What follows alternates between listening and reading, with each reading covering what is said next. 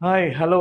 మనం ఇప్పుడు విశాఖపట్నంలో ఉన్నాం. విశాఖపట్నంలో ప్రస్తుతం ఎంపీగా ఝాన్సీ లక్ష్మి గారు వైసీపీ నుంచి, టీడీపీ నుంచేమో మతుకుమిల్లి శ్రీభరత్ పోటీ చేస్తున్నారు. ఈ సందర్భంగా బ్రాహ్మణ లోకం, మరి ముఖ్యంగా ఈ పురోహిత సంఘాలు వాళ్ళు అసలు ఏంటి ఈ ఎన్నికల్లో వాళ్ళ కమ్యూనిటీ వైజ్‌గా ఎలా ఉన్నారు? ఎట్టున్నారు? హ్మ్. వాళ్ళ ఒపీనియన్ ఏంటో అడిగి తెలుసుకుందాం. నమస్తే సార్. మీ పేరు? నమస్కారం సార్. సంతోష్ శర్మ సార్. సంతోష్ శర్మ గారు, మీరేం చేస్తుంటారు? నేను పురోహితుని సార్. పురోహితులు. రామాలయం. రామాలయం ఎక్కడండి ఇది? రామ్‌నగర్ సార్. రామ్‌నగర్‌లో రామాలయం నుంచి పురోహితులుగా ఉన్నారు ఈయన. అసలు చెప్పండి సార్, ఈ సందర్భంగా మీరు ఏ పార్టీ అయితే మీకు మంచిదిగా మీరనుకుంటున్నారు? హ్మ్. మీ మద్దతు ఎలా ఉండొచ్చని మాకు చూచాయిగా చెప్తారు? అందరికీ చెప్పేదేంటంటే, హ్మ్. మన జగన్ గారి యొక్క పరిపాలన అనేది అందరికీ కూడా చూశారు. ఆ! ఏ విధంగా అభివృద్ధి ఉంది, ఇన్నాళ్ళు ఎలా చూశారో, హ్మ్. ఇప్పటి వరకు ఎలా అభివృద్ధి జరిగిందనేది అందరూ కంటితో చూశారు. ఓకే. ఎందుకంటే ఎవరు చెప్పాల్సిన అవసరం లేదు. ఓకే. ఎందుకంటే అభివృద్ధి అంటేనే జగన్ గారు, జగన్ గారు అంటేనే అభివృద్ధి. ఓకే. అది అందరికీ తెలిసినటువంటి విషయం. ఓకే. అలాగే మన బొత్స ఝాన్సీ గారంటే హ్మ్. మన విశాఖపట్నం యొక్క ఆడపడుచు. ఆడపడుచు.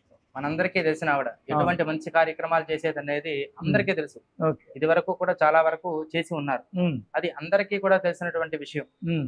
మనం చెప్పాల్సిన అవసరం కూడా లేదు. హ్మ్. అలాగే మన ఆడపడుచుని హ్మ్. మన బొత్స ఝాన్సీ గారు హ్మ్. ఇప్పటి వరకు అనేక దగ్గరలో చేసి ఉన్నారు. హ్మ్. అనేక రకాలైనటువంటి వాటి 2 దగ్గర సార్లు ఎంపీ, జడ్పీ చైర్పర్సన్. కూడా చేసి ఉన్నారు. హ్మ్.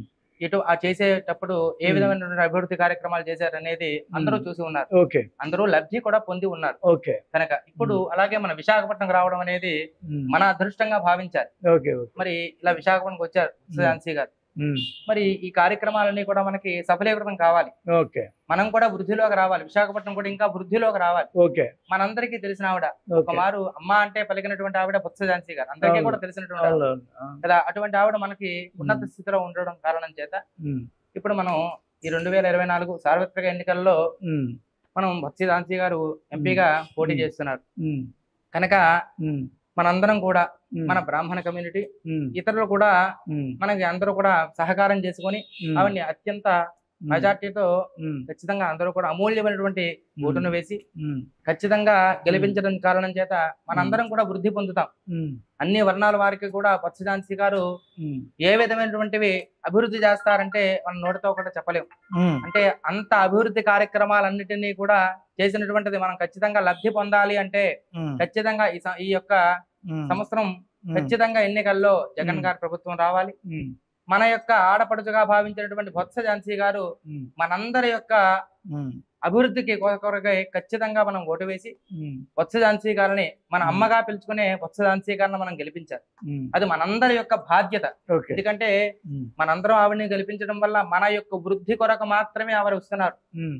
ఆవిడ ఎంపీగా చేస్తారా అంటే మనందరి యొక్క వృద్ధి కొరకు మాత్రమే హ్మ్. వస్తున్నారు. హ్మ్. ఎందుకంటే మామూలుగా అందరూ ఇంట్లో ఉండొచ్చు, కానీ హ్మ్. మన వృద్ధిని ఆశించి మన అమ్మలాగా మన అక్కలాగా బొత్స హ్మ్. ఝాన్సీ గారు మనకి మన యొక్క విశాఖపట్నం ఎంపీగా పోటీ చేస్తున్నారు. కనుక హ్మ్. మనందరం కూడా హ్మ్. బాధ్యతగా హ్మ్. మన అమ్మగా అక్కగా భావించినటువంటి బొత్స ఝాన్సీ గారిని మనం అందరం కూడా గెలిపించుకొని హ్మ్. మన యొక్క వృద్ధికి మనమే ఖచ్చితంగా ఏర్పాటు చేసుకోవాలి. సార్, ఇక్కడ విశాఖపట్నంలో ఎంత మేరకు బ్రాహ్మిన్ కమ్యూనిటీ ఉంటది?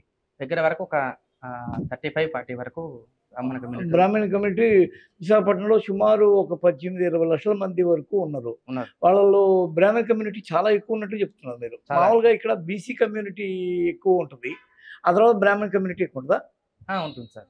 ఓకే.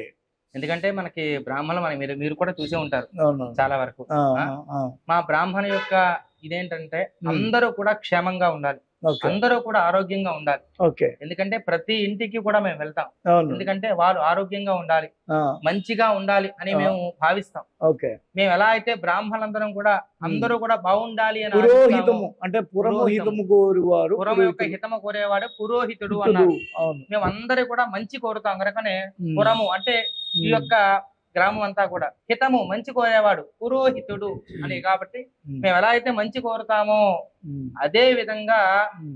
మన యొక్క బొత్స ఝాన్సీ గారు కూడా హ్మ్. అదే విధంగా హ్మ్. ప్రజల హితం కోరేవారే హ్మ్. బొత్స ఝాన్సీ గారు, ఓకే. మన జగన్ గారు. ఓకే. కాబట్టి ఖచ్చితంగా హ్మ్. మన అందరి యోగక్షేమం కొరకు, హ్మ్. మన యొక్క అందరి వృద్ధి కొరకు హ్మ్. ఖచ్చితంగా ఈ యొక్క సంవత్సరం హ్మ్. మన ఆడపడుచు మన అక్కగా మన అమ్మగా భావించినటువంటి బొత్స ఝాన్సీ గారు హ్మ్. తప్పనిసరిగా మనందరి యొక్క ఆశీర్వాదం, మన యొక్క అందరి యొక్క అనుగ్రహము, ఆ భగవతానుగ్రహంతో ఆవిడ ఖచ్చితంగా గెలవాలి. అత్యంత మెజారిటీతో గెలవాలి కూడా కాదు, అందరూ కూడా గెలుస్తున్నారు. ఖచ్చితంగా గెలుస్తున్నారు. ఓకే. గెలవాలన్న పదమే లేదు. ఎందుకంటే బొత్స గారు అంటే ఆ. భగవతానుగ్రహం, ఆవిడ చాలా భక్తురాలు. అవును. భగవంతుని యొక్క అనుగ్రహం ఆవిడతో ఎప్పుడూ కూడా నిండుగా ఉంటుంది అవును. కనుక ఖచ్చితముగా ఈసారి గెలుస్తున్నారు. ఓకే. మీ మనందరం ఆశీర్వాదం. ఖచ్చితంగా ఒక భగవంతుని ఆశీర్వాదం ఆశీర్వాదం. మంత్రం చెప్పండి. ఖచ్చితంగా రామాగ రామ భద్రాగ రామచంద్రాగ వేధసే రఘునాథాగ నాథాగ సీతాజా పతగే నమః.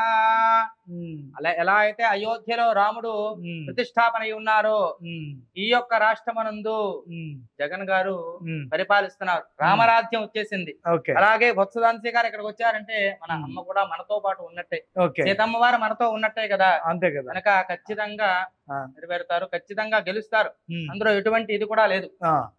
ఓకే. థ్యాంక్ జై యూ. జగన్.